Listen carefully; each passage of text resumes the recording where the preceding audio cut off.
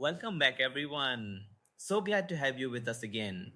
We've been having some really rich conversations over the past few episodes, delving into the future of work, the changing landscape, and what's on the horizon. Today, Sophia, I think it's time we really zoom in on the practical side. What skills, specifically, do people need to acquire by 2026 to really thrive, not just survive? And I'm talking about everyone here: students just starting out, corporate employees looking to advance, and just, well, everyone else. Absolutely, Uday. It's the million-dollar question, isn't it? We're seeing such rapid shifts. If you're not intentionally building new capabilities, you risk falling behind. And when we talk about 2026, it's not some distant future, it's practically tomorrow. The foundation for those skills needs to be laid now.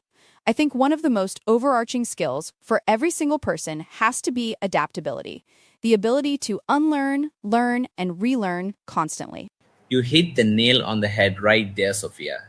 Adaptability isn't just a buzzword, it's a core survival mechanism in today's fast evolving world.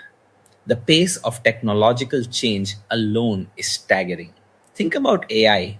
Just a couple of years ago, it was more theoretical for many. Now it's integrated into so many tools we use daily. So, beyond adaptability, what are some of the more specific, tangible skills people should be looking at? Well, definitely digital literacy, but with an enhanced understanding. It's no longer enough to just know how to use a computer or a smartphone. We're talking about understanding data, being able to critically evaluate online information, which is a huge one with the rise of deepfakes and misinformation, and having a foundational grasp of emerging technologies like AI.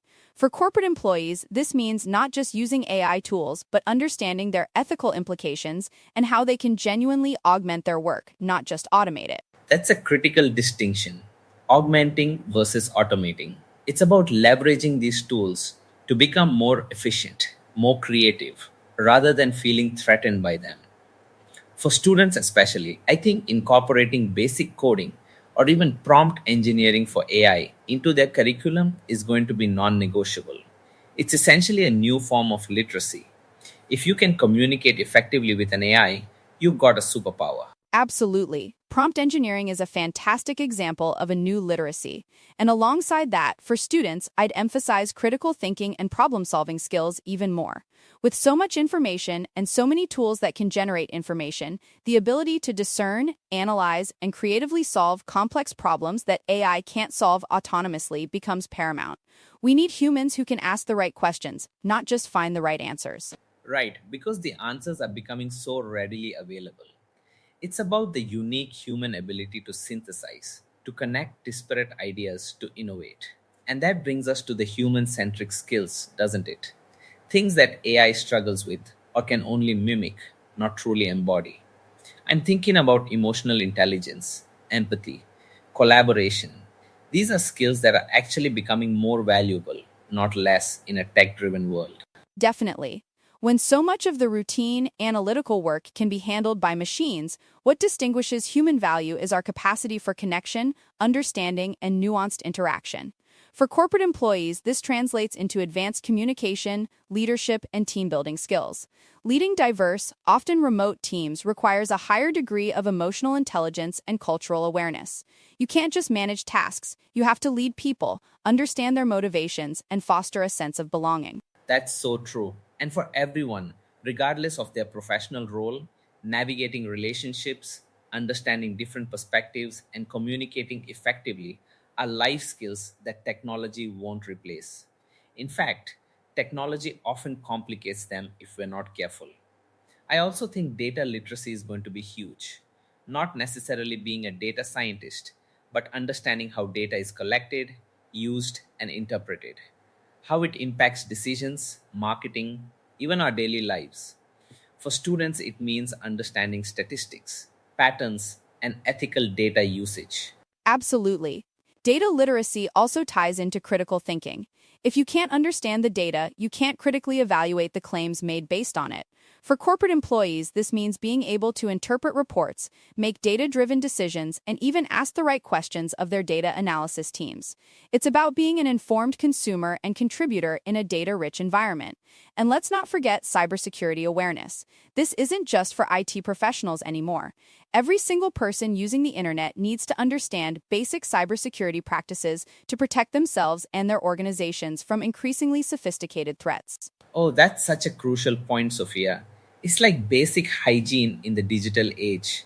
Phishing scams, ransomware, data breaches, these aren't just headlines, they're daily realities. For students, understanding digital footprints and online safety from a young age is paramount.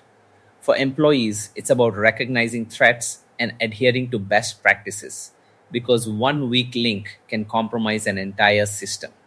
It truly is everyone's responsibility. Right. And building on that, I think we also need to consider what I call future forward thinking. This includes things like sustainability literacy and understanding global interconnectedness. Climate change, supply chain disruptions, geopolitical shifts, these aren't just abstract concepts. They impact businesses, communities, and individuals daily. For students, it's about developing a global perspective and understanding their role as global citizens. For corporate employees, it's about making business decisions that are not only profitable, but also socially and environmentally responsible. That's a powerful point, Sophia. Green skills, as they're sometimes called, are definitely on the rise. Understanding circular economy principles, sustainable practices, ethical sourcing, these are becoming key differentiators for businesses and valuable assets for individuals. It's not just about doing good, it's about good business and good citizenship. It shows foresight and a commitment to long term value. Exactly. And let's circle back to creativity for a moment. With AI handling so many routine tasks, the demand for truly original thought, for innovation, for artistic expression is only going to grow. For students, fostering this through arts, design thinking, and open-ended projects is vital. For corporate employees, it means cultivating an environment where new ideas are encouraged, where experimentation is possible, and where problems are approached from fresh angles. It's about finding those unique human solutions that an algorithm simply can't generate. I love that. Creativity isn't just for artists, it's for engineers, for marketers, for every single role. It's the engine of progress. So, if we're summing this up for our listeners, what's the actionable takeaway?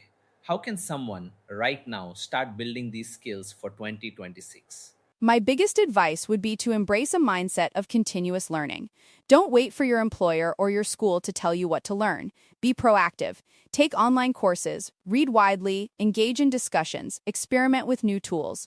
For students, this might mean picking up an elective outside their major. For employees, it might be dedicating an hour a day to learning a new software or exploring AI capabilities in their field. Small, consistent steps make a huge difference. That's fantastic advice, Sophia. And I'd add connect with people, network, find mentors, join communities of practice. Learning isn't just about absorbing information, it's about sharing ideas, getting feedback, and collaborating. Many of these future skills are best honed in interaction with others. Whether you're a student building a project with peers or a corporate employee leading a cross functional team, the human element remains central. Couldn't agree more, Uday. The future isn't just about technology. It's about how we, as humans, adapt, connect, and innovate with technology. It's an exciting time, full of opportunities for those willing to embrace the learning journey. Exactly. So start today, wherever you are. Identify one skill you want to develop, whether it's understanding basic AI concepts, improving your critical thinking by analyzing news sources, or even just practicing active listening. The future of work, and frankly, the future of thriving, is in your hands. Thank you, Sophia, for another insightful discussion. My pleasure, Uday.